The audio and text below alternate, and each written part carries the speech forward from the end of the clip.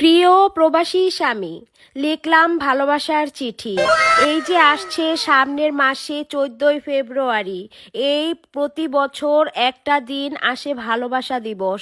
আপনি তো কখনোই কোনোদিন মনে রাখার প্রয়োজন মনে করেননি। না দিয়েছেন এই পর্যন্ত একটি গোলাপ, না বলেছেন প্রেমের নতুন কোনো সংলাপ। তাহলে কি আপনি আমাকে ভালোবাসেন না?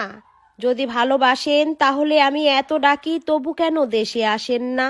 এই ভালোবাসার দিনে কত জোড়ায় জোড়ায় রাস্তা দিয়ে ঘুরে, অনেকের বা হয়ে যায় পেটে বাচ্চা। আপনার কি মনে হয় না আমারও মা হওয়ার জাগে ইচ্ছা? তাই তো আমি অভিমান নিয়ে বসে আছি, নিয়ে মনে ছোট্ট একটি আশা। আপনি বিকাশে পাঠাবেন আমার জন্য আপনার কিছু ভালোবাসা। অনুরোধ নয়, অবশেষে আপনার কাছে এটাই আমার দাবি। আপনি যদি এখন বাড়িতে না আসতে পারেন, এই ভালোবাসা উপলক্ষে বিকাশে পাঠাবেন টাকা, আমি কিনবো দামি শাড়ি।